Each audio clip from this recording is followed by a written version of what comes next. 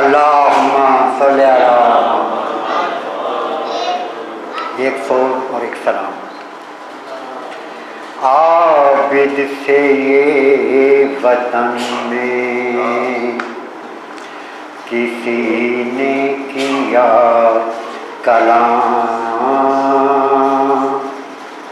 عابد سے یہ وطن میں کسی نے کیا کلام،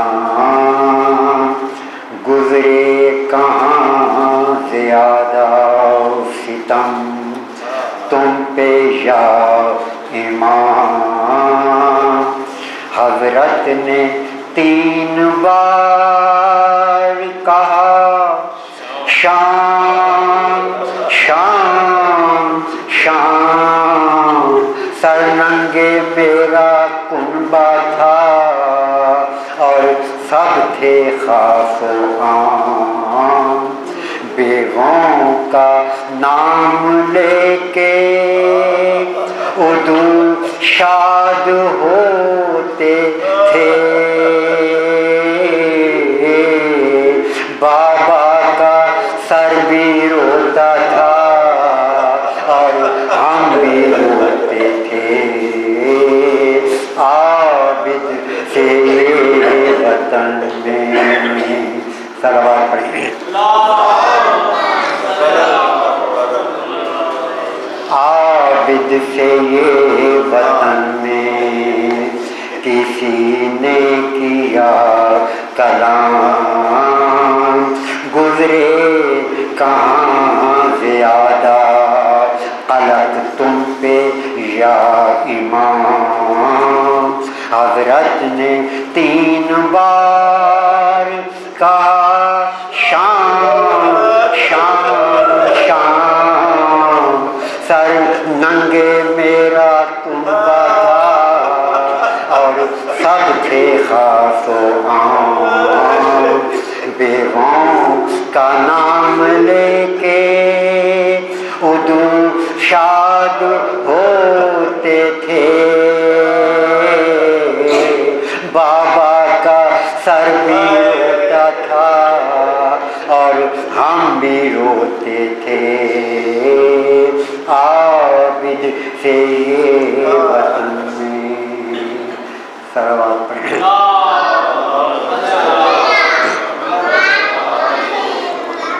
بارے دیگر صلوات۔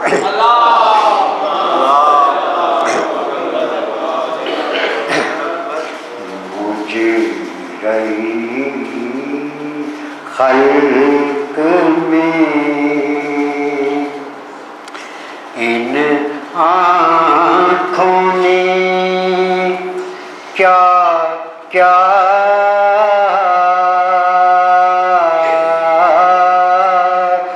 دیکھا،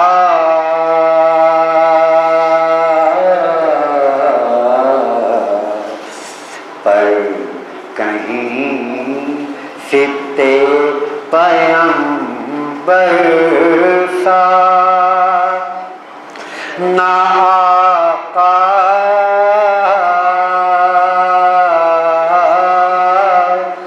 دیکھا،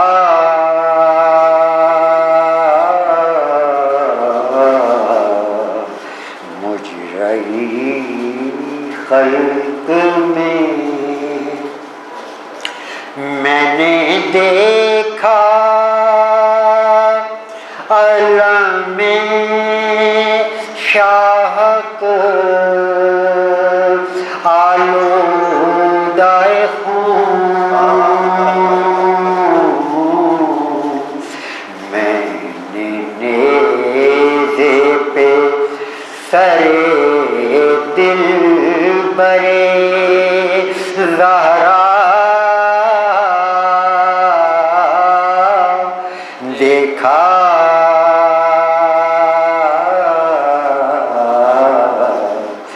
مجرئی خلق میں ایک گٹھڑی شہیدی پشت پہ لائے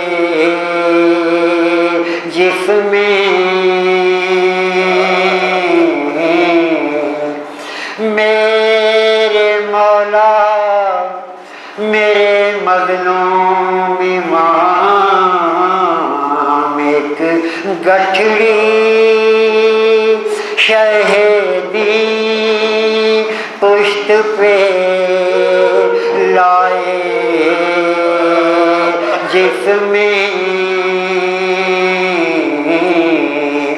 میں نے ٹکڑے ہوئے قاسم کا سراپا دیکھا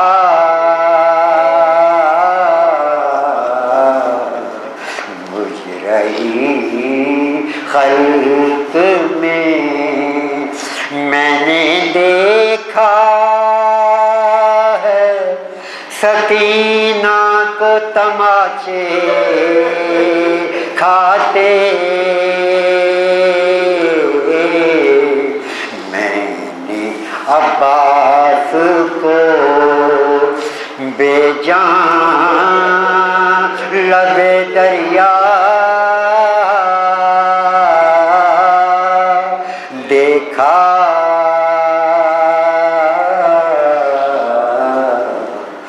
مجھ رہی خلق میں ہائے کیوں ہو نہ گئی کور کے ان آنکھوں نے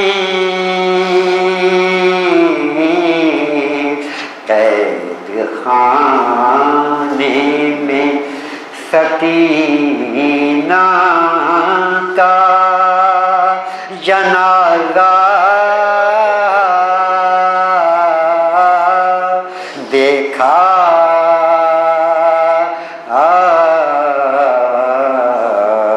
مجھ رہی خلق میں جا کے زینب نے مدینے میں کہا نانی سے جا کے زینب نے مدینے میں کہا سلمہ سے کہوں کس منہ سے کہ پردیس میں کیا کیا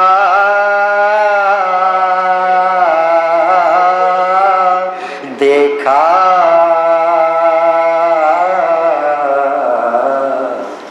مجھ رہی خلق میں بیردا بلوے میں اس بی بی کے سر کو دیکھا جس کی مادر کا کسی نے نہ جنازہ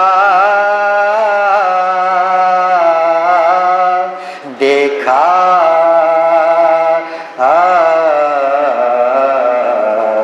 مجھ رہی خلق میں میں نے دیکھا علی اصغر کا گلا خون میں تر میں نے زخمی علی اکبر کا کلیجہ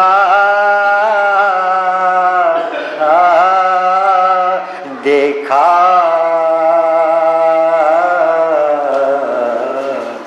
مجھ رہی خلق میں میں نے دیکھا شہ مظلوم کو خنجر کے تلے میں نے سجاد کو زنجیروں میں جکڑا دیکھا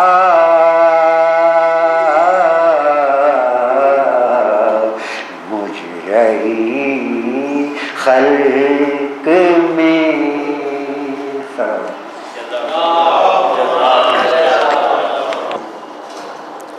نعم المولا و نعم النصیر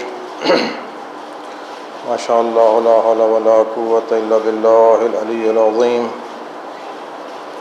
رب اشرح لی صدری ویسر لی امری واحلل عقدۃ من لسانی یفقهوا قولی اعوذ باللہ من الشیطان اللعین الرجیم بسم اللہ الرحمن الرحیم وبہ نستعین وہو خیر ناصر ومعین الحمد للہ رب العالمین باری الخلائق اجمعین الصلاة والسلام علی اشرف الانبیاء والمرسلین وعلیہ الطیبین الطاہرین المعصومین سیما بقیت اللہ فی الارضین روحی وارواح العالمین آل تراب مقدمہ الفداء الحجت القائم المہدی الذی ببقائہ بقیت الدنیا وبیمنہ رزق الورا وبوجودہ ثبتت الارض والسماء اما بعد قال الرحمن فی القرآن بسم اللہ الرحمن الرحیم ان الدین عند اللہ الاسلام بر محمد و محمد صلوات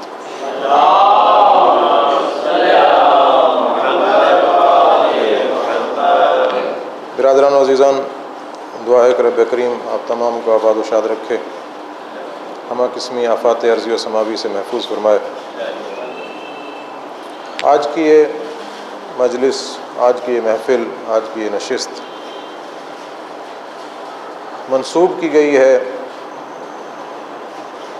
حضرت امام زین العابدین علیہ السلام سے،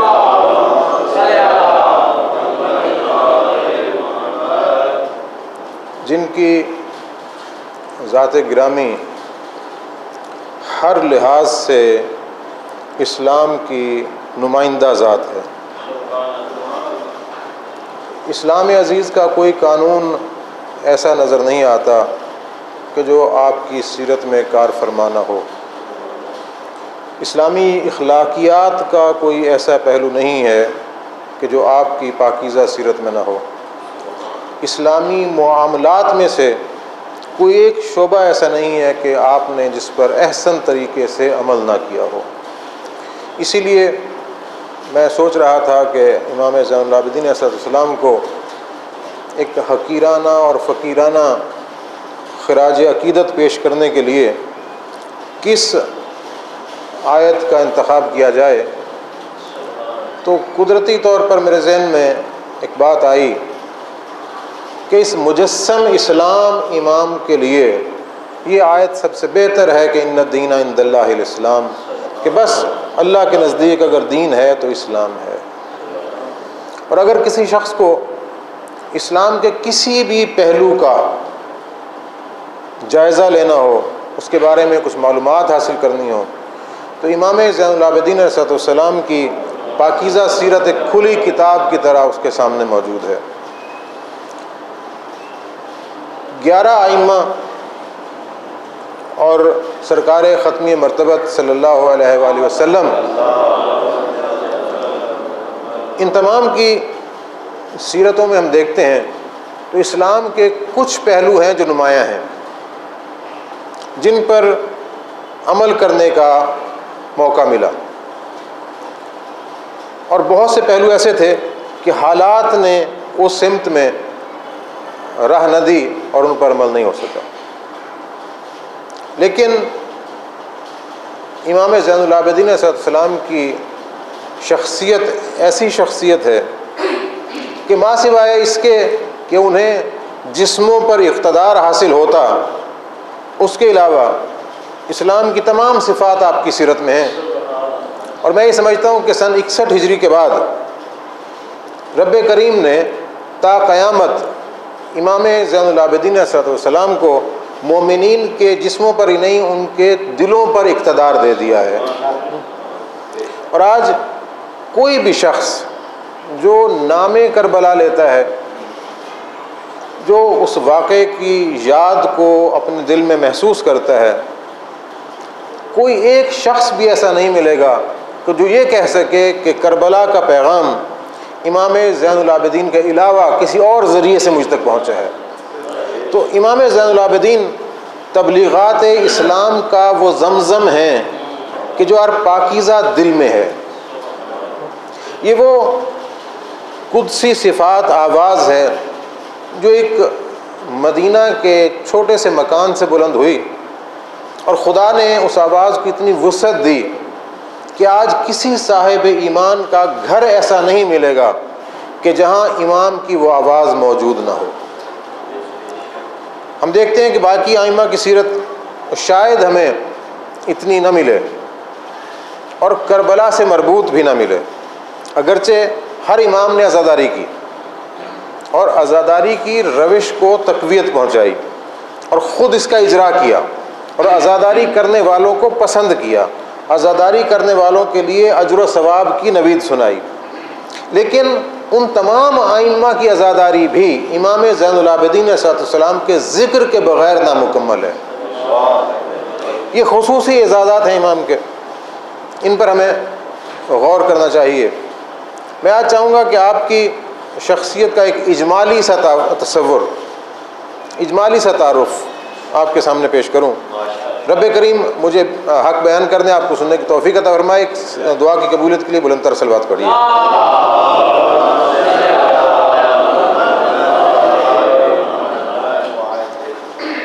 امام زین العابدین علیہ السلام کی سیرت کے حوالے سے جو کچھ لکھا گیا وہ شاید بہت کم ہے۔ آپ کی سیرت کو کسی اور واقعے کے ساتھ اور اس کے ذیل میں بیان کیا گیا، جبکہ از خود آپ کی سیرت کا وہ مضبوط کردار یہ تقاضا کرتا ہے کہ اسے الگ سے بیان ہونا چاہیے۔ لیکن شاید اس کی حکمت یہ بھی ہے کہ آپ کے کردار کے بغیر وہ تمام واقعات بھی مکمل نہیں ہوتے۔ ہمارے ہاں تاریخ میں جیسے امام حسین علیہ السلام کا وہ کردار جو مدینہ سے کربلا کی طرف روانگی سے پہلے کا ہے وہ میسر نہیں ہے، اور وہ بڑا قیمتی کردار ہے، ٹھیک ہے، لیکن ہمیں میسر نہیں ہے۔ اسی طرح امام زین العابدین صلی اللہ علیہ وسلم کی زندگی کا وہ 25 سالہ کردار جو کربلا سے پہلے کا ہے وہ ہمارے پاس موجود نہیں ہے، اس پر تحقیق نہیں کی گئی۔ حتیٰ کہ بڑے بیٹے ہونے کے ناطے جب امام حسین علیہ السلام کربلا سے کے لیے چلتے ہیں مدینہ سے، تو امام زین العابدین علیہ السلام کا کردار بڑے بیٹے کے حوالے سے اتنا مضبوط ہونا چاہیے کہ امام علیہ السلام کی آپ سے مشاورت بھی ہو تمام معاملات، اور ہیں، لیکن انہیں بیان نہیں کیا گیا، انہیں ہمارے ہاں بیان نہیں کیا گیا۔ ہاں، امام حسین صلی اللہ علیہ وسلم جب عصر عاشور میں اپنے بیٹے کے پاس آتے ہیں، وہاں سے میں سمجھتا ہوں کہ آپ کا کردار تاریخ میں ہمیں ملتا ہے۔ آپ کا کردار اس لیے بھی سابقہ کردار ہے، شاید مورخین نے اس پر نظر کرنا اس لیے بھی مناسب نہ سمجھا ہو کہ اس لمحے جو کردار اس وقت معاشرے میں موجود تھے اس میں امیر المومنین صلی اللہ علیہ وسلم کا کردار تھا، امام حسن علیہ السلام کا کردار تھا، خود امام حسین علیہ السلام کا کردار تھا۔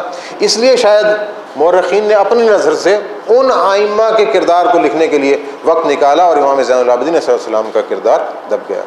حالانکہ امام زین العابدین صلی اللہ علیہ وسلم کا کردار اس زمانے میں بھی اتنا ہی مضبوط تھا، کیونکہ آپ ایک متاہل یعنی شادی شدہ زندگی بسر کر رہے تھے اور صاحب اولاد تھے، یعنی آپ علی و حسن و حسین کے مقدس ہاتھوں میں تربیت پا بھی رہے تھے اور اپنے ہاتھوں سے آنے والے امام محمد باقر علیہ السلام کو تربیت کر بھی رہے تھے۔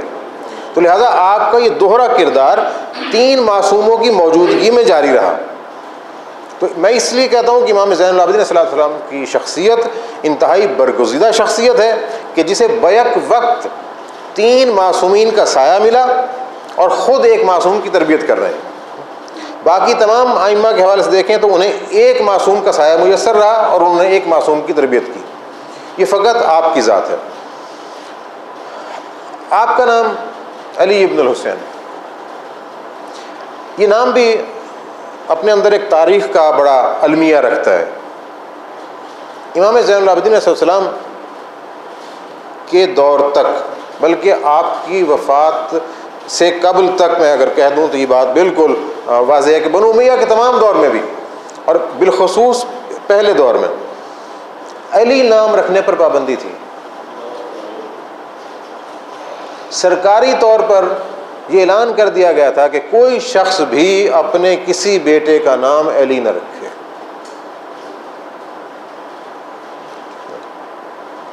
اور دیکھیں مولا امام حسین علیہ السلام کی اپنے والد سے محبت کہ اللہ نے آپ کو 3 بیٹے دیے، آپ نے تینوں کا نام علی رکھا. ٹھیک ہے نا، تینوں کا نام علی رکھا. اور پھر صرف نام نہیں رکھا، تربیت کر کے انہیں علی بنایا بھی. انہیں تربیت کر کے مجسم علی بنایا. آپ کا ایک لقب مثلا یہ معروف ہے نا امام زین العابدین، یہ آپ کا نام نہیں ہے، یہ آپ کا لقب ہے. ایک ہوتی ہے کنیت. کنیت عرب کے زمانے میں پیدا ہوتے ہی بچے کی کنیت والدین رکھ دیا کرتے تھے. اگر والدین نے نہیں رکھی تو وہ شخص اپنی کنیت خود بھی رکھ لیتا تھا. بعد میں اولاد ہونے کے بعد اسے بیٹے کے نام سے یا کسی صفت کے نام سے اس کی کنیت رکھ دی جاتی تھی. لیکن لقب جو ہے وہ کسی نہ کسی وصف کی بنا پر، کسی نہ کسی صفت کی بنا پر پکارتے ہیں لوگ، یہ تو فلاں شخص ہے. مثلا ہمارے معاشرے میں بہت سے القاب آپ لوگ عطا کرتے ہیں نا. غلط کردار ہو تو بہت سے کردار نام دے دیتے ہیں، اچھا کردار ہو تو بہت سے اچھے نام دے دیتے ہیں. تو جو نام لوگوں نے میرے امام کو دیے،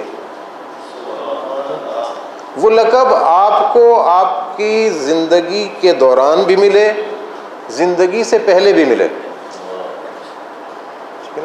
حضرت امام زین العابدین علیہ السلام کے حوالے سے پیغمبر اکرم صلی اللہ علیہ وآلہ وسلم صلی اللہ علیہ وسلم آپ فرماتے ہیں کہ جب روز قیامت ہوگا اور تمام اولین و آخرین میدان محشر میں آ جائیں گے، یعنی جناب آدم سے لے کر وہ آخری شخص جو قیامت وبا ہونے سے پہلے اس دنیا میں آیا، سب کے سب وہاں حاضر ہیں. پیغمبر فرماتے ہیں کہ اس وقت منادی ندا دے گا. ایک منادی اعلان کرے گا، اینا زین العابدین، اینا سید الساجدین. خدا کی طرف سے ایک منادی ندا دے گا. اب اولین و آخرین تمام موجود ہیں، تمام انبیاء بھی موجود ہیں، خود پیغمبر اکرم صلی اللہ علیہ وسلم بھی موجود ہیں، خود امیر المومنین بھی موجود ہیں. ٹھیک ہے نا. وہاں منادی ندا دے گا کہ کہاں ہے عبادت گزاروں کی زینت، کہاں ہے سجدہ کرنے والوں کا سردار. تو پیغمبر فرماتے کہ میرا بیٹا علی ابن الحسین اس وقت اپنا سر جھکائے ہوئے خالق کی بارگاہ میں آئے گا. یہ پیغمبر نے پہلے بتایا، اور اس بتانے میں حکمت بھی تھی. جس طرح پیغمبر علیہ السلام نے بحکم خدا بہت سی چیزوں کا ذکر پہلے کیا ہے. ٹھیک ہے نا، کہ پیغمبر علیہ السلام جو قیامت کی خبر دیتے ہیں، کون شخص اعتبار کرے گا کہ جناب یہ درست کہہ رہے ہیں. آج کے مستشرقین یعنی کہ جو یورپ کے مورخین ہیں، جو تحقیق کرتے ہیں، وہ جب بحث کرتے ہیں تو اسی بات پر دلیل لاتے ہیں کہ پیغمبر کی قیامت کے بارے میں دی گئی خبروں پر ہم اس لیے یقین رکھتے ہیں کہ پیغمبر نے دنیا کے لیے جو خبریں دی تھیں سب سچی ثابت ہوئیں. اسی لیے پیغمبر نے خبر دی تھی امام حسین علیہ السلام کی ولادت کے وقت بھی کہ ابھی جبریل آیا اور مجھے بتایا کہ میرے اس بیٹے کو شط فرات پر شہید کر دیا جائے گا. اسی لیے پیغمبر نے کہا تھا کہ میرا بیٹا میدان قیامت میں خدا کے دربار میں آئے گا اور یہ ندا آئے گی.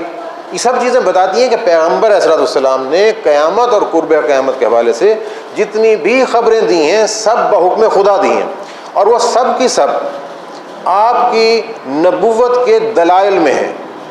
یہ ایک الگ چیپٹر ہے، اس پر ہم فی الحال نہیں جاتے۔ امام زین العابدین صلی اللہ علیہ وسلم نماز میں ہے، سجدے کی حالت میں ہے، ایک اژدہا آتا ہے،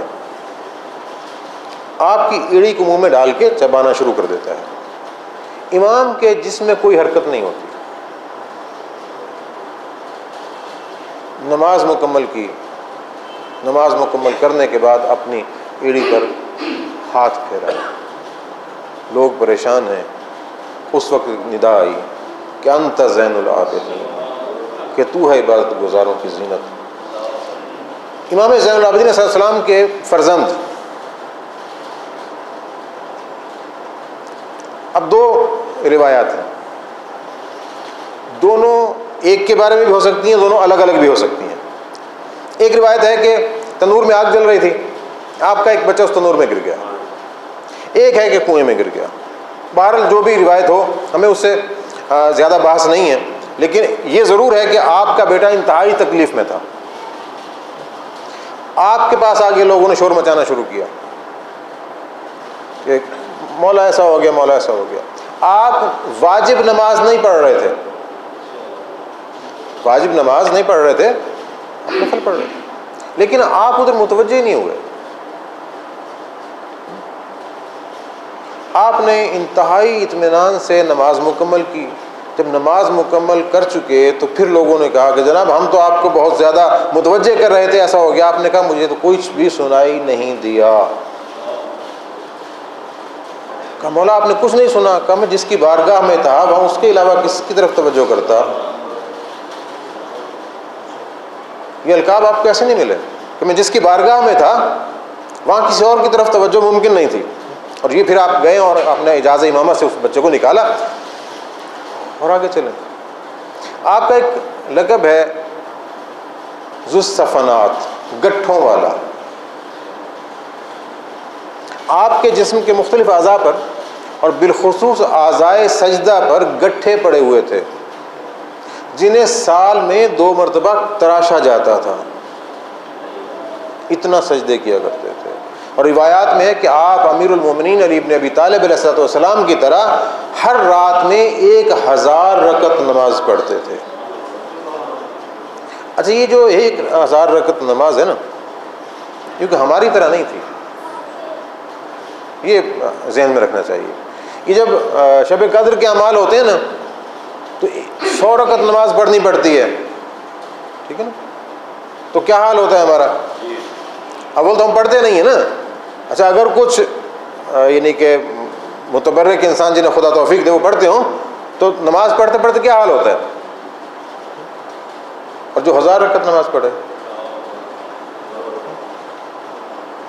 اور اس کی نماز کی کیفیت وہی ہے جو میں پہلے بیان کر چکا کہ لوگوں کی بات کا کچھ اثر نہیں ہوا، آپ کے ذہن میں کوئی اور دوسری بات نہیں آئی، آپ کا ذہن بھی، آپ کا قلب بھی، آپ کی روح بھی صرف اور صرف خدا کی طرف متوجہ تھی۔ اعضائے سجدہ پر ہی سجدے گٹھے نہیں تھے، آپ کی پشت مبارک پر بھی گٹھے تھے۔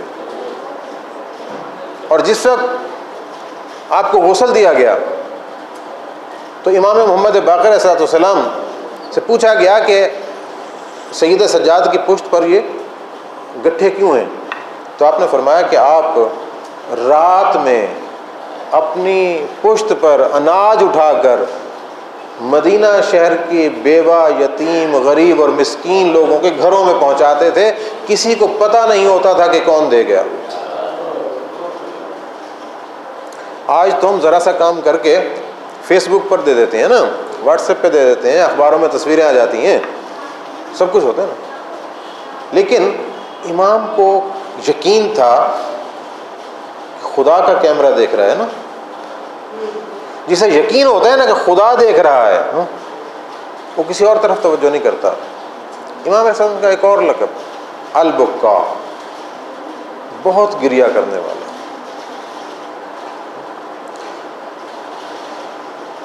آپ کا یہ گریا اگرچہ کربلا پر تھا لیکن صرف کربلا پر بھی نہیں تھا، آپ کا گریا خوف خدا سے بھی تھا۔ آپ کا گریہ خوف الہی سے بھی تھا. میں ایسے نوجوانوں کے لیے ایک بات کر رہا ہوں. آپ واحد امام ہیں جنہوں نے اپنی زندگی میں اپنی علمی میراث چھوڑی. پیغمبر علیہ السلام کی احادیث کو بعد میں جمع کیا گیا. نہج البلاغہ سید شریف رضی نے بعد میں جمع کی. آپ کے خطبات بعد میں لوگوں نے جمع کیے اور یاد کیے.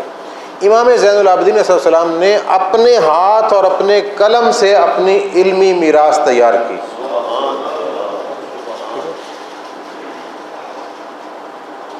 ایک کا نام صحیفہ کاملہ، جسے صحیفہ سجادیہ بھی کہتے ہیں. یقیناً میں یہ امید کرتا ہوں کہ آپ تمام کے گھروں میں یہ ہوگا اور اسے پڑھا بھی جاتا ہوگا. صحیفہ میں دو چیزیں ہیں، ایک تو دعائیں ہیں اور ایک 15 مناجات ہیں، 15 مناجات ہیں. یہ امام زین العابدین علیہ السلام کا وہ سرمایہ ہے جو انہوں نے آپ کے اور میرے نام ہبہ کر دیا ہوا ہے کہ میں تحریر لکھ کے جا رہا ہوں، اب یہ تمہاری طرف ہے. یہ میراث چھوڑی ہے آپ نے، ہم آپ کی اس میراث کے وارث ہیں. اور یقیناً جب میراث دینے والا ہمیں ملے گا تو پوچھے گا. ٹھیک ہے نا؟ پیغمبر علیہ السلام نے 2 وراثتیں چھوڑی تھیں، ایک قرآن اور ایک اہل بیت. ٹھیک ہے نا؟ یہی طریقہ تھا نا پیغمبر کا علمی حوالے سے، ایک قرآن اور ایک اہل بیت. اور پیغمبر نے بار بار کہا تھا کہ میں تمہیں اپنے اہل بیت کے بارے میں خدا سے خوف دلاتا ہوں. اور پیغمبر قیامت کے دن پوچھیں گے کہ میں تمہارے درمیان قرآن اور اہل بیت چھوڑ گیا تھا، تم نے دونوں سے کیا سلوک کیا. اب امام زین العابدین علیہ السلام یہ دونوں چیزیں چھوڑ گئے، تیسری بھی چھوڑی ہے، ابھی ذکر کرتے ہیں انشاءاللہ. یہ دونوں چیزیں چھوڑ گئے ہیں، ہمارے پاس موجود بھی ہیں. کیا میں اور آپ اپنے امام کو اتنا حق دیتے ہیں کہ امام ہم سے پوچھ لیں اور ہم اس پوزیشن میں ہیں کہ کہہ سکیں کہ ہاں مولا ہم نے یہ میراث سنبھال کے رکھی، اس پر عمل بھی کیا، اسے اپنے ذہن میں بٹھایا، اپنے قلب میں بٹھایا، اپنے عمل میں اس پر زندگی استوار کی. امام نے کیا کیا؟ کربلا کے بعد کا ماحول آپ کے علم میں ہے کہ جب یہ کہا گیا نا کہ حل من ناصر ینصرنا، تو یہ سدا قیامت تک کے لیے. جب کہا گیا کہ کلو ارض کربلا و کلو یوم عاشورہ، تو یہ عاشورہ قیامت تک کے لیے. کربلا بپا ہوئی ہے، کربلا ختم نہیں ہوئی. ٹھیک ہے نا؟ کربلا بپا ہوئی ہے، ختم نہیں ہوئی، اسی لیے کہا نا کلو یوم عاشورہ. اب امام علیہ السلام اپنے وقت کی کربلا میں دین کو کیسے بچائیں؟ سوال یہ ہے. امام کا پہلا فریضہ کیا ہے؟ دین کو بچانا. پیغمبر کے فرائض کیا ہیں؟ دین کو پہنچانا. اب دیکھیں سورہ جمعہ میں آپ سنتے ہیں نا کہ والذی بعث فی الامیین رسول منہم یتلو علیہم آیاتہ ویزکیہم ویعلمہم الکتاب والحکمہ، کہ اللہ نے رسول بھیجے، 4 کام ان کے. یتلو علیہم آیاتہ، آیات کس کی ہیں؟ اللہ کی. اللہ کی آیات اللہ کے احکام ہیں، اللہ کے فرامین ہیں، اس کے اصول ہیں جن پر عمل کرنا ہے. یہ فرامین اللہ سے لے کر لوگوں تک پہنچانا رسول کا کام. یتلو علیہم آیاتہ ویزکیہم، پھر انہیں پاک کرنا انسانوں کو. یعنی خدا سے احکام رسول نے لینے ہیں اور پھر افراد کو دینے ہیں، امت کو دینے ہیں. امت کو کیسے دینے ہیں؟ کیا ایسے ہی احکام لے کر دے دیے جیسے میں نے ایک بات لی اور آپ کو بیان کر دی؟ نہ، خدا نے شرط لگائی وہ یزکیہم. یہ یزکیہم کا مفہوم کیا ہے؟ تھوڑا سا اس کے بارے میں ہمیں سوچنا چاہیے نا. یہ ایک گلاس ہے، اگر یہ گلاس گندگی سے آلودہ ہو اور اس گلاس میں کوئی شے ڈال کر مجھے دے دی جائے تو کیا میں استعمال کر لوں گا یا آپ استعمال کر لیں گے؟ میزبان جتنا بھی بڑا ہو آپ استعمال تو نہیں کریں گے نا۔ اگر اسی برتن کو صاف کر لیا جائے کہ اس میں کوئی غلاظت نہ رہے، پھر اس میں کوئی شے ڈالی جائے اور آپ کو یا کسی کو پیش کی جائے تو وہ استعمال کرے گا، نوش جہاں کرے گا، اپنے جسم کا حصہ بنا لے گا۔ اب ہوا کیا ہے کہ برتن نجس تھا، برتن میں غلاظت تھی، کہا نہیں اسے پاک کرو۔ جب پاک کرو گے پھر اس میں جو شے تمہارے پاس موجود ہے ڈالو اور سامنے والے کو دو، یہی اصول بنا نا۔ اب خدا کے احکام پیغمبر نے لیے، دینے ہیں امت کو۔ پیغمبر کا کام یہ ہے کہ امت کے ظروف کو، امت کے دلوں کو پاک کرے، ان کا تزکیہ کرے۔ کسی نجس دل میں خدا کا پیغام نہیں آتا، ٹھیک ہے نا؟ اس دل کو پاک کرنا ہے۔ پیغمبر دلوں کو کیسے پاک کرتے ہیں؟ دلوں کی بیماریاں کیا ہیں، یہ الگ موضوع ہے، میں صرف اس بات کو صرف ٹچ دے کے گزر جاؤں گا۔ نفاق، کفر، شرک، حسد، تکبر، ٹھیک ہے، خود نمائی، بے ادبی، بزرگوں کی بات نہ ماننا، ہمسایوں سے اچھا سلوک نہ کرنا، یہ سب چیزیں کیا ہیں؟ برائیاں ہیں۔ پیغمبر انسان کے قلوب کو ان برائیوں سے پاک کر رہے ہیں۔ دنیا کی محبت نکال دی، جو کردار بنائے، کسی کردار کا نام سلمان ہے، کسی کا ابو ذر ہے۔ اور یہ دیکھیے کہ پیغمبر صلی اللہ علیہ وسلم نے قیامت تک حجت تمام کر دی، صرف معصوم کردار نہیں بنائے۔ پیغمبر صلی اللہ علیہ وسلم نے صرف امیر المومنین کا کردار نہیں بنایا، امام حسن کا کردار نہیں بنایا، امام حسین علیہ السلام کا کردار صرف نہیں بنایا، غیر معصوم کردار بنا کے حجت تمام کر دی کہ کبھی یہ نہ کہنا کہ وہ تو معصوم تھے اس لیے ان میں اتنی خوبیاں تھیں۔ میں چیلنج کرتا ہوں کہ کوئی سلمان کے کردار میں خامی دکھا دو، کوئی ابو ذر کے کردار میں خامی دکھا دو۔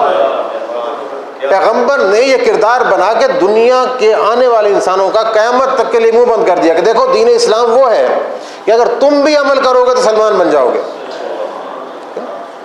یہ یزکیہم کا کردار تھا، ان کے قلوب کو پاکیزہ کیا، ان کے قلوب کو اتنا پاکیزہ کیا کہ قرآن جیسی نعمت ہدایت اس میں آ گئی۔ جب قلوب پاک ہو جائیں تو پھر کہا کہ یعلمہم الکتاب، کہ اب انہیں احکام خدا کی تعلیم دو، والحکمہ، اب انہیں دانائی سکھاؤ۔ یہ علم و حکمت بعد کی بات ہے، علم تب حاصل کریں گے جب ظرف قلب پاک ہوگا۔ جب ہم نے اپنے قلب کا ظرف ہی پاک نہیں کیا تو علم کہاں سے آئے گا؟ جب علم نہیں آ سکتا تو باب مدینۃ العلم کی محبت کہاں سے آئے گی؟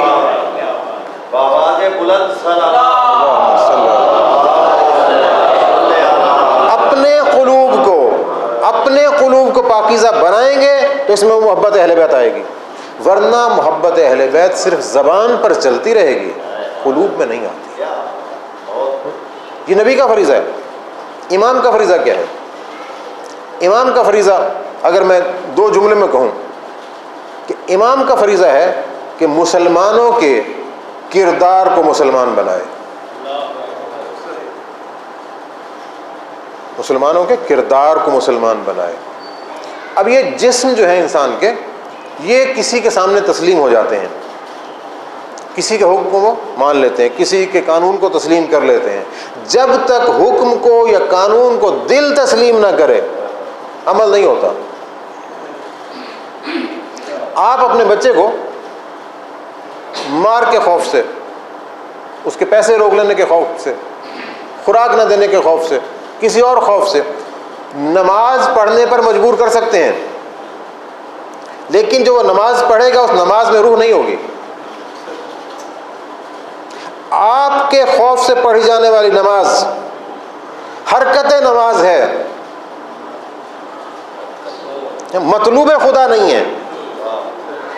مطلوب خدا وہ نماز ہے کہ جس میں نمازی کے دل میں خوف خدا ہو، خلقت کا خوف نہ ہو، حتیٰ کہ والدین کا خوف بھی نہ ہو۔ یہ والدین کو کوئی کم اہمیت نہیں دی اسلام نے۔ بھئی یہ جو حکم دیا نا کہ اگر تم نماز پڑھ رہے ہو، والدین بلائیں نماز چھوڑ دو، جا کے لبیک کہو، یہ حکم ہے۔ نماز پڑھ رہے ہیں آپ، والد نے بلا لیا تو یہ نہیں کہ جناب آپ آرام سکون سے جائیں اور بعد میں کہیں ابا جی میں تو نماز پڑھ رہا تھا نا، حکم کہ فوراً جاؤ۔ پیغمبر السلام گریہ فرما رہے ہیں، آنکھیں نم ہیں، اور کہتے ہیں کاش میرے والدین زندہ ہوتے اور میں نماز پڑھ رہا ہوتا، مجھے بلاتے تو میں دوڑ کے جاتا۔ نہیں، اتنی عظمت ہے والدین کی، لیکن ان والدین کے خوف سے پڑھی ہوئی نماز مطلوب خدا نہیں ہے۔ مقام اپنے مقام پر، لیکن عبادت کا اپنا مقام ہے۔ وہ تب آئے گا کہ جب دل میں خوف خدا آ جائے گا۔ دل میں خوف خدا کب آئے گا؟ کہ جب انسان کی کردار میں اسلام آ جائے گا، یعنی کہ جو مسلمان ہے اس کا کردار مسلمان ہو جائے گا۔ پس ائمہ نے مسلمانوں کے کردار کو مسلمان بنانے کے لیے کوشش کی۔ اور ایک بات یہ بھی میں واضح کرتا چلوں کہ کربلا اسی لیے بپا ہوئی تھی کہ جسم مسلمان تھے، کردار مسلمان نہیں تھے۔ اگر کردار مسلمان ہوتے تو پیغمبر کی اطرت کو اس انداز سے مشکلات کا سامنا نہ کرنا پڑتا۔ یہ گریہ آپ کا البکا یہ انسانیت سکھانے کے لیے تھا، اللہ سے جوڑنے کے لیے تھا۔ اللہ سے جوڑنے کے کتنے طریقے ہیں؟ یہ جو ہم بات کرتے ہیں تعلق بات سے بنتا ہے نا۔ آپ جب کسی سے تعلق بناتے ہیں، سر ملاقات ہوئی، السلام علیکم، بات کریں گے نا۔ اچھا خدا سے بھی بات کرنی چاہیے نا کہ نہیں کرنی چاہیے؟ خدا سے بات کرنے کا کون سا طریقہ ہے ہمارے یہاں؟ ہم نماز پڑھتے ہیں، نماز کے بعد کیا کرتے ہیں؟ دعا مانگتے ہیں۔ اب دعا کے معنی کیا ہے؟ ہمارے ہاں تو دعا کے معنی یہ ہے نا کہ جناب آپ کچھ بھی پڑھ لیں، جو دعا کے طور پر لکھی ہوئی شے ہے وہ پڑھ لیں۔ مجھے یاد ہے میں نے ایک محفل میں کہا تھا کہ ہم دعا پڑھتے ہیں، دعا مانگتے نہیں ہیں۔ مانگنا اور ہوتا ہے، پڑھنا اور ہوتا ہے۔ دعا کے معنی ہے پکارنا، پکارا جاتا ہے جو دور ہو، جو دور ہو اسے پکارا جاتا ہے۔ یہ میرے دوست وہاں بیٹھے ہیں، مجھے ان سے کوئی کام ہے، میں نے بلا لیا، پکار لیا، یہ قریب آ گئے۔ اب جب میرے قریب آ گئے تو پھر اب میں انہیں پکاروں گا یا انہیں کچھ کہوں گا؟ جو میں بات کروں گا وہ بھی اسی ٹون میں اور اسی بلندی میں کروں گا جیسے وہاں کی تھی، یا آہستگی سے کروں گا؟ اگر یہ میرے اتنے قریب ہو جائیں کہ بالکل میرے قریب آ گئے تو پھر میں بات اتنی کروں گا کہ بس وہ سنیں اور میں کہوں۔ سرگوشی، جسے اردو میں سرگوشی کہتے ہیں، سرگوشی کو عربی میں مناجات کہتے ہیں۔ اب میرے امام نے خدا سے تعلق قائم کرنے کے لیے دونوں راہیں دکھائیں کہ اگر تم اپنے کردار کی کمی کی بنا پر اس رحیم اللہ سے دور ہو تو پکارو، اگر ہماری سیرت پر عمل کر کے اس کے قریب ہو گئے ہو تو مناجات کرو۔ یعنی دونوں صورتوں میں خدا سے مربوط رہو۔ یہ کردار ہے امام زین العابدین صلی اللہ علیہ وسلم کا۔ یہ مناجات خمسہ عشر ہے نا۔ کبھی پڑھیں صحیفہ کاملہ میں بہت سی دعائیں، مثلا دعائے توبہ۔ ایک جملہ یاد آ گیا امام کا، تبرکن آپ کی خدمت میں پیش کر رہا ہوں۔ فرماتے ہیں الہی البسن الخطایا ثوب المذلہ، کہ اللہ میری خطاؤں نے مجھے ذلت کا لباس پہنا دیا ہے۔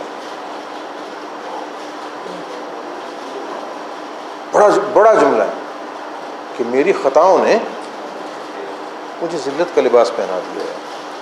اب مجھے تو تیرے دربار میں آنا ہے نا، اور تجھ سے بڑھ کر رحیم کوئی نہیں ہے۔ تجھ سے بڑھ کر گناہگاروں پر رحم کرنے والا کوئی نہیں ہے، بس میں اعتراف کرتا ہوں، مجھ پہ رحم فرما۔ یہ عاجزی اس دور میں کہ جہاں بنو امیہ نے لوگوں کو آل رسول سے دور کر دیا تھا، آل رسول کے فضائل کو جانتے ہوئے بھی لوگ بیان نہیں کرتے تھے، اور بیان کرنے والے پر قانونی طور پر پابندیاں لگتی تھیں۔ یہ میں محرم کی گفتگو میں عرض کر چکا ہوں۔ وہاں امام نے دعا کو وسیلہ بنایا، بات خدا سے کر رہے ہیں، پیغام لوگوں کو دے رہے ہیں، نجوہ خدا سے کر رہے ہیں، راز و نیاز خدا سے کر رہے ہیں، طریقہ لوگوں کو بتا رہے ہیں کہ دیکھو اپنے خدا سے قریب ہو جاؤ۔ لازم بات ہے کہ جب خدا سے قریب ہونا ہے تو دو چیزیں ہونا چاہیے، یا تو درمیان میں کوئی ایسا ہادی ہو جو اس نے بھیجا ہو جو اس تک لے جائے، یا پھر ایسا کوئی ہدایت یافتہ مرشد ہو۔ مرشد کے لفظ رشد سے ہے، رشد کے معنی ہدایت، مرشد ہدایت کرنے والا۔ یہ جو آج کل آپ زمانے میں مرشد دیکھتے ہیں، میں ان کی بات نہیں کر رہا، یہ ذہن میں رہے، ارشاد کرنے والا، ہدایت کرنے والا، درمیان میں یہ ہو۔ اور امام نے دونوں کام کیے، دور والوں کو بھی خدا تک پہنچایا، قریب والوں کو بھی خدا تک پہنچا دیا۔ جب خدا تک پہنچا دیا تو امام نے ایک اور کام کیا، اب امام نے معاشرے کو بھی تنہا نہیں چھوڑا، امام نے ایک رسالہ تحریر کیا۔ رسالہ کہتے ہیں چھوٹی کتاب، بکلٹ، جسے ہم کہتے ہیں نا بازار میں وہ پاکٹ سائز کی، جناب تاکہ بات نماز رکھیں اور جیب میں ڈالیں، اس قسم کا۔ اس میں آپ نے 40 حقوق کا تذکرہ کیا۔ یہ جو نوجوان بیٹھے ہیں ان کے ذہن میں ایک بات رہنی چاہیے، اقوام متحدہ 1940 میں بنی، ایسے ہے نا جی؟ 1940 کے بعد اقوام متحدہ نے ایک ہیومن رائٹس کا چارٹ تیار کیا،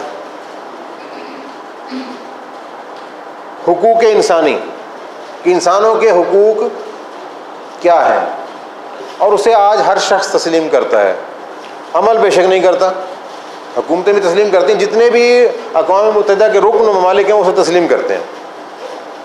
1940 آج سے کم و بیش 80 سال پہلے امام زین العابدین علیہ السلام کی شہادت ہوتی ہے 95 ہجری میں، ٹھیک، آج سے کم و بیش 1300 سال پہلے کتنا وقفہ ہے اقوام متحدہ کے چارٹ میں اور امام کی زندگی میں؟ 1220، ٹھیک ہے، یعنی کہ 1220 سال کا وقفہ ہے۔ امام نے آج سے 1220 سال نہیں بلکہ 1300 سال پہلے انسانی حقوق کا چارٹر دیا، ہے نا، حقوق دیے۔ اقوام متحدہ اب دے رہی ہے، جو اب دے رہی ہے ہم بغیر سوچے سمجھے تسلیم کر لیتے ہیں، حکومتیں تسلیم کرتی ہیں۔ اسلام کی مظلومیت دیکھیے کہ امام 1400 سال پہلے دے رہے ہیں، ہم نے نہ کبھی پڑھا، نہ سمجھا، نہ عمل کیا۔ میرے دوستو، حق کسے کہتے ہیں؟ تب جب حقوق کی بات ہوئی تو حقوق جمع ہے نا حق کی، حق کسے کہتے ہیں؟ حق کی تعریف الگ سے بہت بڑا موضوع ہے، میں اس کی طرف فی الحال قطعا نہیں جاؤں گا۔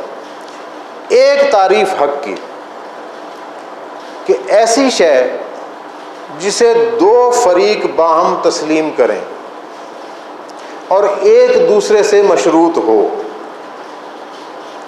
آپ ایسا کریں گے تو میں ایسا کروں گا، ہمارے درمیانی بات طے ہو گئی، یہ حق ہو گیا، کچھ باتیں تسلیم ہو گئیں۔ جیسے کچھ حقوق ہوتے ہیں کہ جن کی وراثت چلتی ہے، کچھ کی نہیں چلتی۔ ایک حقوق کا چیپٹر بہت بڑا عظیم چیپٹر ہے، اسلام کے حوالے سے ہمیں اس پر توجہ دینی چاہیے۔ لیکن ایک حق ہے جو دو طرفہ ہے،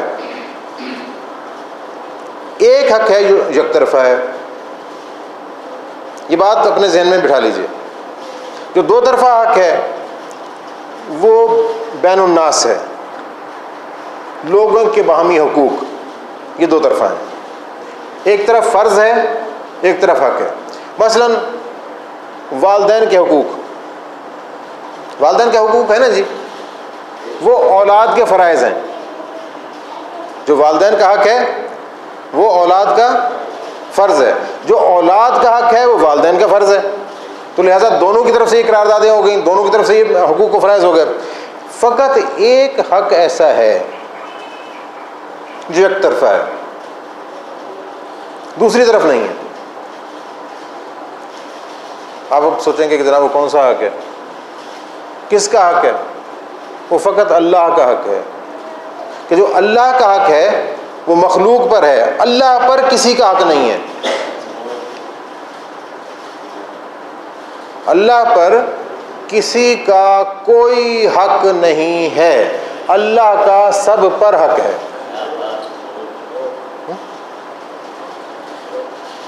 اللہ کی طرف سے جو لطف و کرم ہوتا ہے، جو فیضان رحمت ہوتا ہے، جو عطائے نعمت ہوتی ہے، یہ اس کا لطف ہے، اس کا احسان ہے.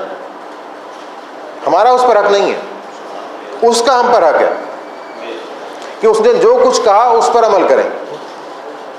اب امام زین العابدین علیہ السلام نے اس رسالے میں خدا سے لے کر مخلوق تک کے حق رکھے.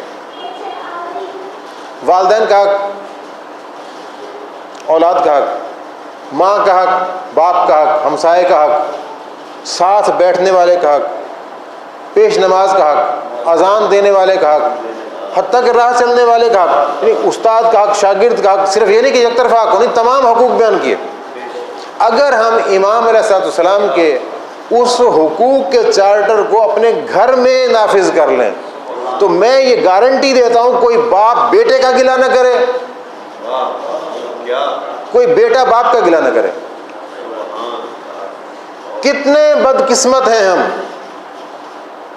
امام زین العابدین علیہ السلام جیسا امام رکھتے ہیں کہ جنہوں نے حقوق و فرائض کو واضح کر دیا، اور پھر بھی ہمارا معاشرہ، ہمارا گھر آپس کی رنجشوں میں الجھا ہوا ہے.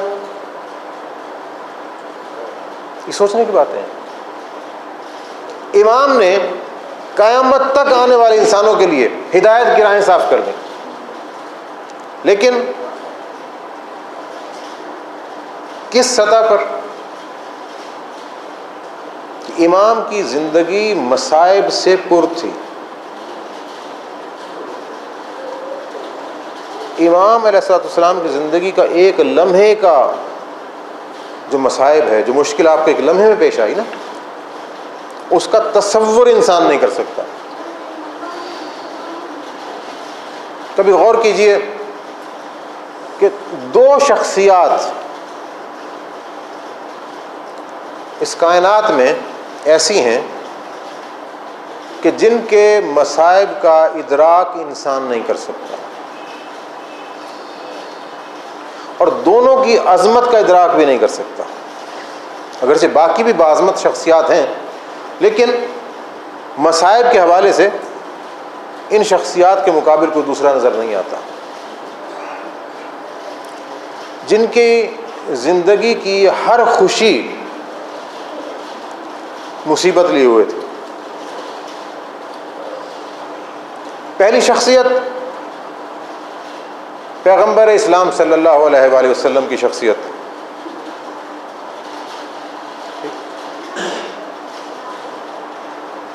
لوگ بے اولاد ہونے کا طعنہ دیتے ہیں، خدا نعمت اولاد دیتا ہے. پیغمبر اپنی اس بیٹی کو ہدایات فرما رہے ہیں کہ بیٹی ایک وقت آئے گا تیرے گھر پہ حملہ ہوگا، تیرا در جلایا جائے گا. ابھی معاملات ہوئے نہیں، پیغمبر کی مصیبتیں پہلے شروع ہو گئیں. خدا نے پیغمبر کو علی جیسا بھائی دیا. پیغمبر اپنے بھائی کو وصیت کر رہے ہیں کہ علی تیرے گلے میں کپڑے کی رسی ہوگی، تجھے کھینچ کے لے جایا جائے گا، لیکن صبر کرنا۔ پیغمبر کو خدا نے حسن جیسا بیٹا عطا کیا۔ پیغمبر کہتے ہیں کہ میری بیٹی تیرے اس فرزند کو زہر دیا جائے گا، اسے مظلومیت سے مار دیا جائے گا۔ پیغمبر کو دوسرا بیٹا دیا جاتا ہے خدا کی طرف سے۔ پیغمبر اپنے بیٹے کو ہاتھوں میں اٹھاتے ہیں، جبریل آ جاتے ہیں کہ یا رسول اللہ، آپ کے اس بیٹے کو آپ کی امت شط فرات پر 3 دن کا بھوکا پیاسا شہید کر دے گی۔ پیغمبر علیہ السلام کا وقت آخر آتا ہے،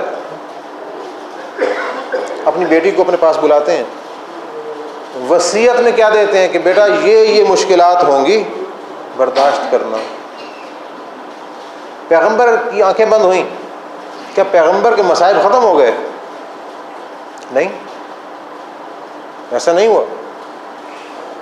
امام حسین علیہ السلام جب جانے لگے ہیں کربلا، جناب ام سلمہ نے روکا کہ بیٹا نہ جاؤ، آپ کے جد یہ مٹی دے کر گئے ہیں۔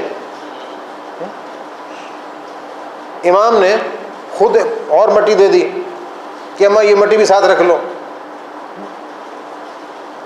روز عاشور آیا، جناب ام سلمہ نے دیکھا کہ وقت عصر سوئی ہوئی ہیں، خواب میں پیغمبر کو دیکھا، پورا جسم خاک آلود ہے، آنکھوں سے اشک جاری ہیں، کپڑوں پہ خون کے نشان ہیں، ہاتھ میں ایک شیشی پکڑی ہوئی ہے۔ 61 ہجری تک پیغمبر اپنی اولاد کے زخم دیکھ رہے ہیں۔ مجھے نہیں سمجھ آتا کہ پیغمبر کے یہ مصائب کب شروع ہوئے، کب ختم ہوئے۔ کیا جو رسول کربلا میں اپنی اولاد کا خون اکٹھا کر رہے ہوں اور اپنی اولاد کے زخموں کو چھو رہے ہوں، اپنی نواسیوں، اپنی بیٹیوں کو کوفہ و شام جاتے ہوئے تنہا چھوڑ دیں گے؟ کہاں ہے مصائب رسول؟ نہیں نظر آتا مجھے۔ پیغمبر کے مصائب بڑے عظیم تر ہیں۔ دوسری شخصیت امام زین العابدین صلی اللہ علیہ وسلم، ان کے مصائب کو کوئی فرد بھی محدود نہیں کر سکتا، کہاں سے شروع ہوئے کہاں ختم ہوئے، ختم ہوئے بھی کہ نہیں۔ تصور کیجئے 25 سال عمر، 25 سال کا جوان، بہادری میں علی کا پوتا، شجاعت میں حسین کا وارث، اپنے بستر بیماری پہ پڑا ہے، اپنے بابا کی آواز سنتا ہے کہ حل من ناصر ینصرنا، بستر چھوڑتا ہے، نیزہ اٹھاتا ہے، باہر نکلتا ہے۔ امام آتے ہیں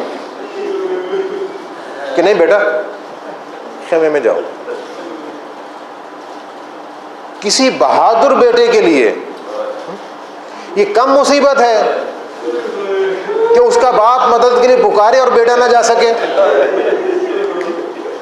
حتیٰ کہ جب آپ نے دوبارہ استغاثہ بلند کیا اور پھر آپ خیمے میں آئے، اب امام زین العابدین علیہ السلام خود یہ روایت فرماتے ہیں کہ جس وقت امام زین العابدین علیہ السلام کا اپنا وقت شہادت آیا نا، اس وقت آپ نے اپنے بیٹے امام محمد باقر علیہ السلام کو بلایا اور کہا بیٹے اب مجھ سے وہ دعا سیکھ لو جو میرے والد نے مجھے عطا کی تھی۔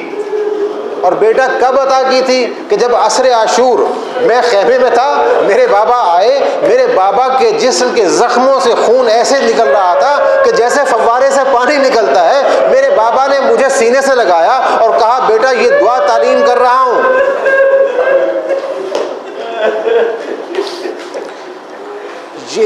صرف یہی مصیبت نہیں، امام خیمے میں ہے، حالت بیماری میں ہے، پھوپھی آتی ہے کہ بیٹا سجاد یہ زمین کربلا پہ زلزلہ آ گیا، یہ آسمان کا رنگ تاریک ہو گیا، ذرا دیکھو کیا ہے۔ جب خیمے کا پردہ اٹھا کے امام دیکھتے ہیں تو نیزے پہ بابا کا سر نظر آتا ہے۔ فرماتے الا وقد قتل الحسین بکربلا، کہ پھوپھی میں یتیم ہو گیا۔ صرف یہی مصائب نہیں، چند لمحے گزرے، امام اپنے بستر پر ہیں، فوج اشقیاء نے حملہ کیا، مستورات کی چادریں چھین لی، بچیوں کے کھانوں سے دور چھین لیے، غرض محمد آل محمد کے پاس جو کچھ بھی تھا وہ چھینا، بیمار کے تلے سے بستر چھین لیا۔ صرف یہ کچھ نہ ہوا، خیموں کو آگ لگا دی گئی، تمام بیوییں اکٹھی ہیں، جناب زینب کبریٰ آتی ہیں کہ بیٹا یہ بتاؤ، خیموں کو آگ لگ چکی، سروں کی چادریں چھن چکی، اب انہیں خیموں میں جل کے مر جائیں یا باہر نکل جائیں؟ امام نے فرمایا کہ پھوپھی اماں جان بچانا لازمی ہے، خیموں سے نکل جاؤ۔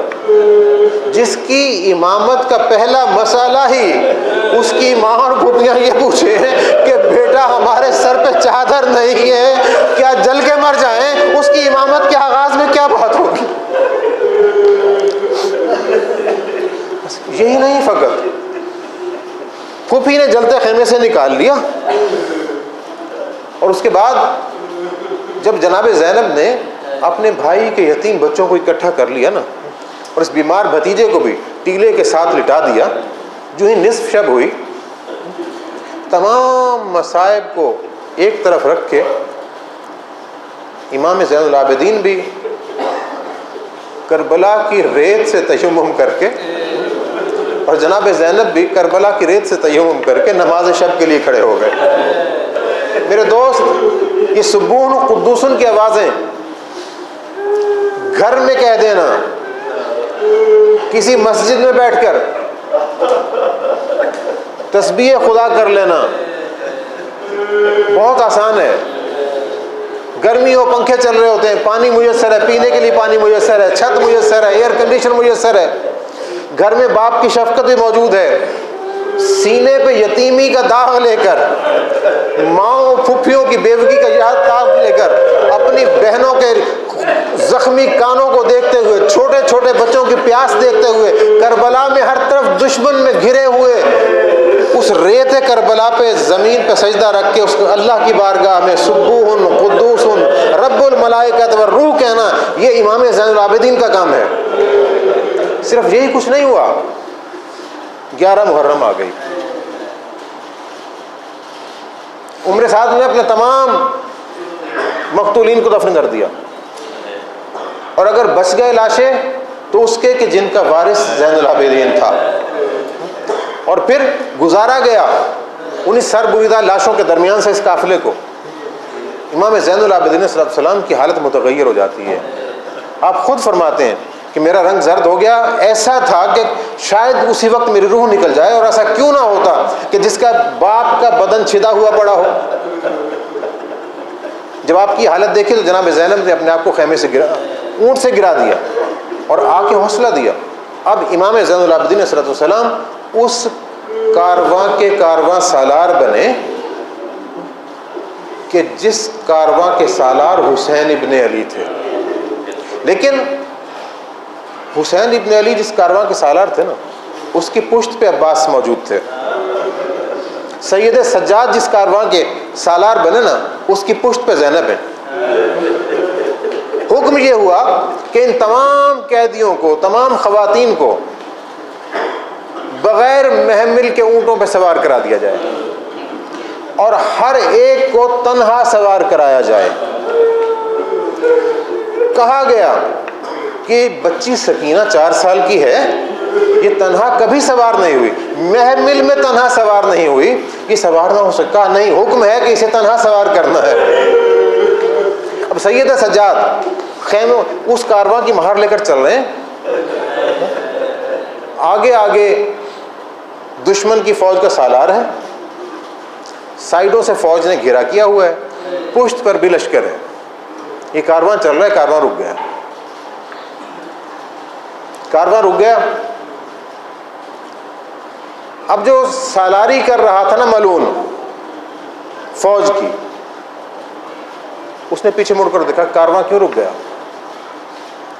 کہا کارواں اس لیے رک گیا کہ جس نیزے پہ حسین کا سر ہے وہ رک گیا ہے،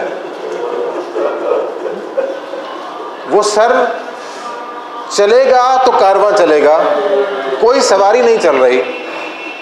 یہ شمر خوارج میں سے تھا نا،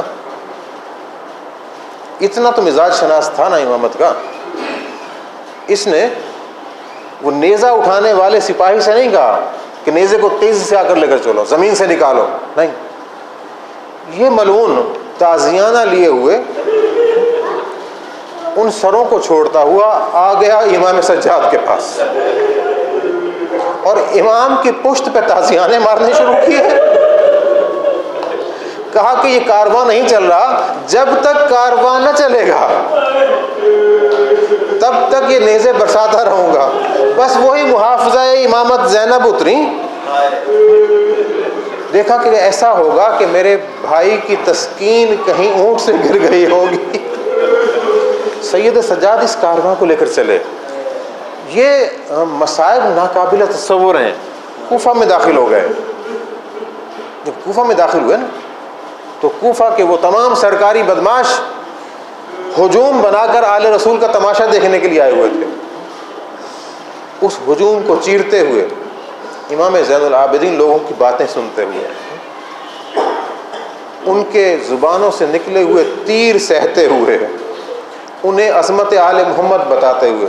یہ کم مصائب نہیں ہے کہ ایک شخص آپ کو گالیاں دے رہا ہے، آپ کہتے ہیں کہ اے انسان کیا تو نے قرآن مجید پڑھا ہے؟ کہاں پڑھا ہے؟ کہ آیت پڑھی ہے کہ قُلْ لَا أَسْأَلُكُمْ عَلَيْهِ أَجْرًا إِلَّا الْمَوَدَّةَ فِي الْقُرْبَى، کہاں پڑھی؟ کہ ہمارے بارے میں نازل ہوئی ہے۔ کبھی اس شخص کے دل کا تصور کریں کہ جسے اپنی عظمت کا پتہ ہو اور زمانے کے نابکار اس پہ ظلم کر رہے ہو۔ سید سجاد کا نام لینا یہ عام بات نہیں ہے۔ ابن زیاد کے دربار میں خطبے دے کر اپنے باپ کی حقانیت کو ثابت کرنا یہ آپ ہی کا حوصلہ تھا۔ وہاں سے چلا دیا گیا کارواں، سید سجاد آ گئے یزید کے دربار میں، اور وہاں جس وقت کہا گیا کہ امیر یہ بچی مجھے کنیزی میں دے دے، میں یہ عرض کروں گا کہ 25 سال کا باغیرت نوجوان کس کرب سے سن رہا ہوگا کہ ایک ملعون بیٹھا ہے، نہ صرف کہہ رہا ہے کہ بچی مجھے کنیزی میں دے دے، جو تخت پہ بیٹھا ہے وہ ملعون زمانہ چھڑی سے اس کے باپ کے دانوں پہ ضربے لگا رہا ہے۔ اس دربار کو بھی گزارا امام نے، پلٹ آئے مدینہ۔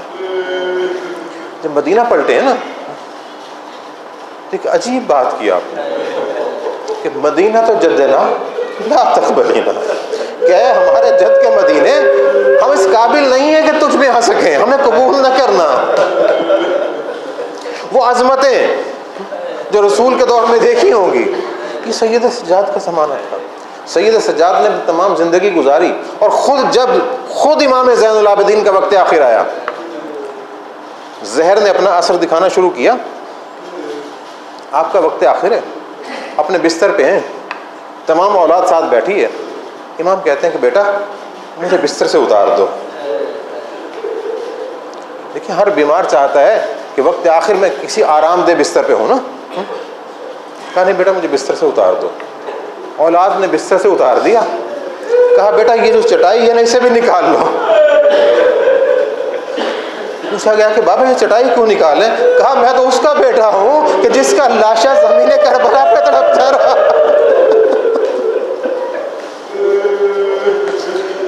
یہ کربلا تھی امام سجاد نے جو وفا کی، آخر وقت تک اس غم کو لے کر زمین کے سینے میں چلے گئے اور دین کی امانت محفوظ طریقے سے ہمارے ہاتھ میں دے گئے۔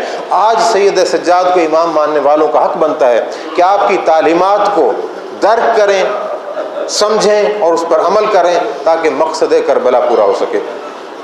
سیعلم الذین ظلموا ای منقلب ینقلبون۔ خدا بندہ ہمیں اپنے ائمہ کی تعلیمات کو سمجھنے اور ان پر عمل کرنے کی توفیق عطا فرما، نظام امامت کو سمجھنے اور اس سے متمسک رہنے کی توفیق عطا فرما، اطاعت امام کی توفیق عطا فرما، دین اسلام پر عمل کرنے کی توفیق عطا فرما، اور ہماری تمام مشکلات کے حل کا ایک ہی راستہ حجت آخر کا ظہور۔ بار الہ تیری بارگاہ میں دعا ہے کہ من مصائب امام زین العابدین علیہ السلام کا واسطہ ہمارے امام کے ظہور میں تعجیل فرما۔ اللہم کن لولیک الحجۃ ابن الحسن صلواتک علیہ وعلی آبائہ فی هذه الساعة وفی کل ساعة ولیا وحافظا قائدا وناصرا دلیلا وعینا حتی تسکنہ ارضک طوعا وتمتعہ فیہا طویلا اللہم صلی علی محمد وعلی محمد ما شاء اللہ لا حول ولا قوة الا باللہ العلی العظیم.